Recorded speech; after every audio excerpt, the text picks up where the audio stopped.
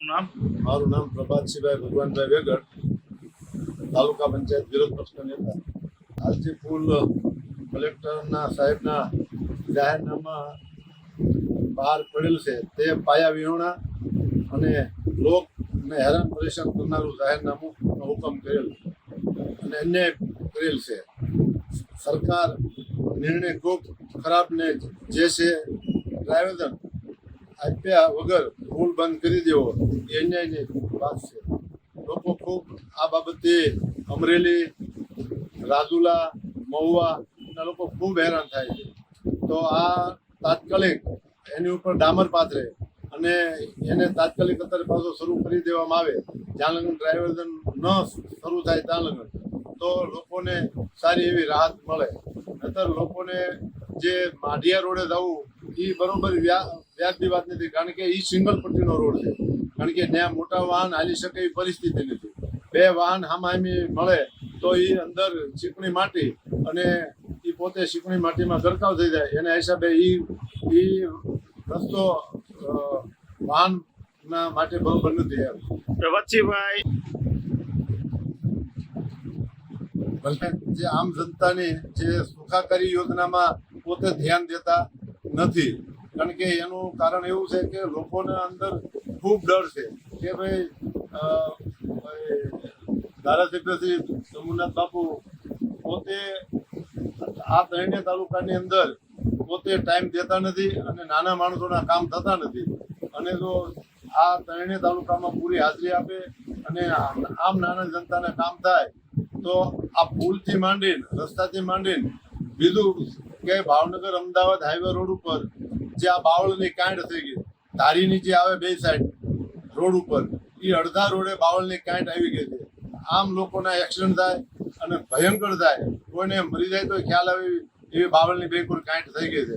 તો આ બાબતથી તાત્કાલિક શંભુનાથ બાપુ વહેલી તકે એની અમારી રજૂઆત સાંભળે અને આનો ન્યાય. ભાવેશ વ્યાસ. તો બંધ કર્યું, રોડ બંધ કર્યો, પણ એનું અમલીકરણ કેટલું થયું મારો તમને સામો સવાલ છે.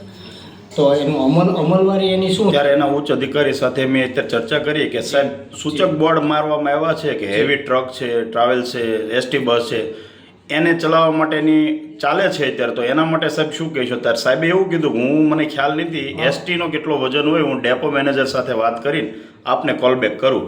બરોબર. ઉચ્ચ અધિકારીનું આવું કહેવાનું છે, શું કહેશું તમારું? બરોબર.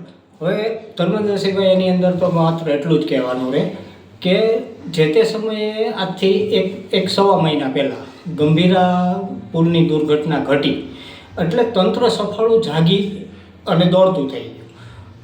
જ્યાંના આજુબાજુના કે ગુજરાત રાજ્યના બીજા અન્ય જે કોઈ આવા બ્રિજ હતા નબળા, એનું અટકાવી હેવી વાહનો માટે બંધ કર્યા કે જે કાંઈ કર્યું, એકનું જોઈ બીજાનું જોઈને ત્રીજાનું, ઇન શોર્ટ ગાડરીઓ પ્રવાહ ચાલુ થઈ ગયો કે અમે પણ કાંઈક કામગીરી કરીએ છીએ એવું બતાવવા, ઉચ્ચ અધિકારીઓને બતાવવા માટે થઈ માત્ર ને માત્ર આ એક ડીંડક છે. બીજી કોઈ વસ્તુ આની અંદર નથી. તમે એક બાજુ જાહેરનામું બહાર પાડો છો, એક બાજુ હેવી વાહનોની અવર જવર કન્ટિન્યુઅસ એમનેમ ચાલુ જ છે. આ સાથે પબ્લિકની હેરાનગતિ કેટલી ચાલુ છે, ટ્રાફિક જામના કેટલા પ્રશ્નો ઊભા થયા છે 2 દિવસની અંદર સોશિયલ મીડિયાના મારફતે મેં જોયું. તો આનો મતલબ શું? આ કરવાનું કારણ શું?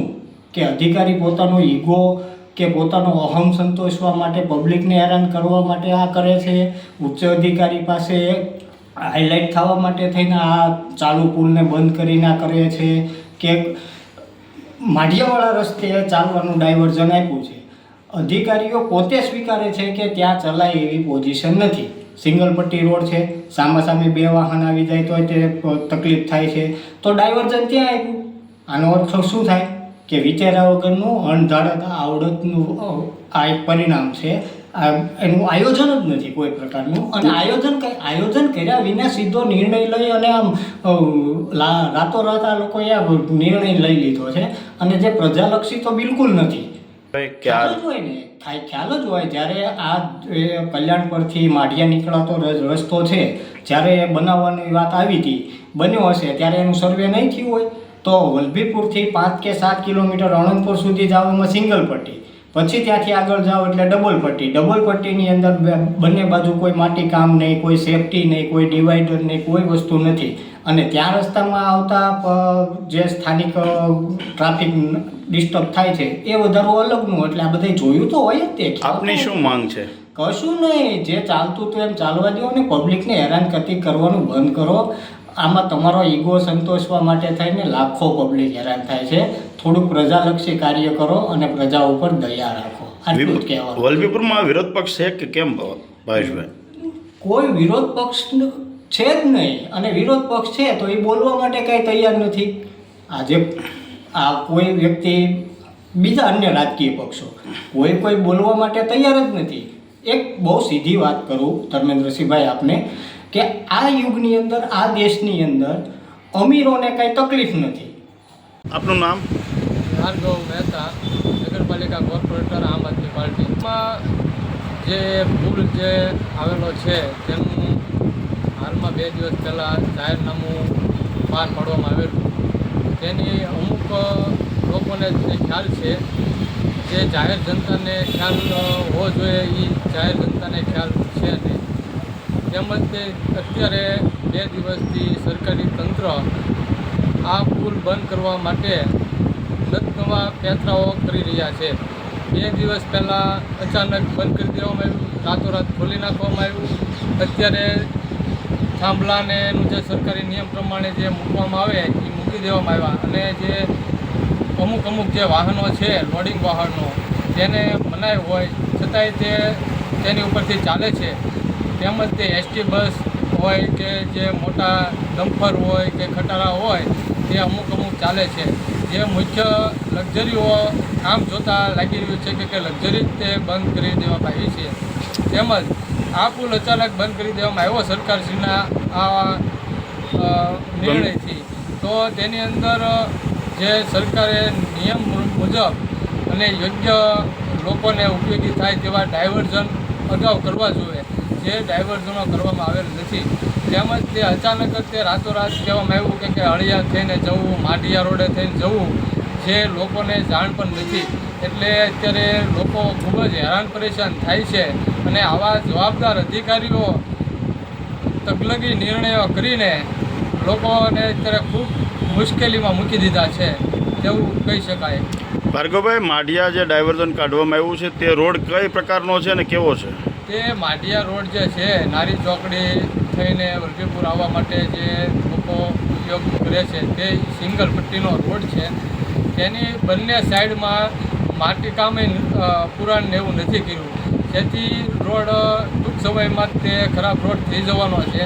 તો અહીંયા સિંગલ પટ્ટી હોવાથી તે રોડે સામસામા વાહનો આવે ત્યારે ઊભું રહી જવું પડે છે. અને ત્યાંય તે અમુક વાર અકસ્માતોના રીતે બનાવો બનતા હોય છે ટૂંકા રોડ. એટલે એ સંભવ છે જ નહીં. આ જાહેરનામા અનુસંધાને શું કહેશો આપ?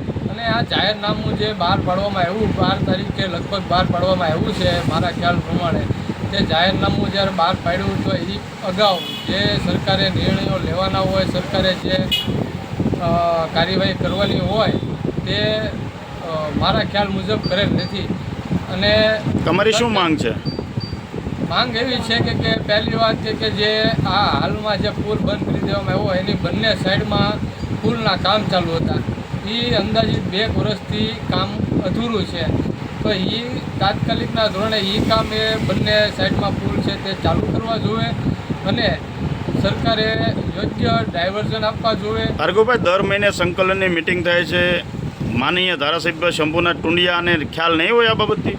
એ બધાને ખ્યાલ આવતો જ હશે અને કદાચ હશે, પરંતુ જે લોકોને ઉપયોગી થાય તેવી કોઈ પણ કાર્યવાહી આયોજનની મિટિંગમાં લેવાતી નથી. તેમજ અમુક વાર જ્યારે વલભીપુર તાલુકાની સંકલન મિટિંગ થતી હોય છે ત્યારે પણ અમુક સિલેક્ટેડ વ્યક્તિઓને તે બોલાવીને સરકારી અધિકારીઓ પતાવી દે છે. તો ગામના જાગૃત નાગરિકોને, વિપક્ષના સભ્યોને બધાને બોલાવવાના હોય છે, પરંતુ બોલાવતા નથી.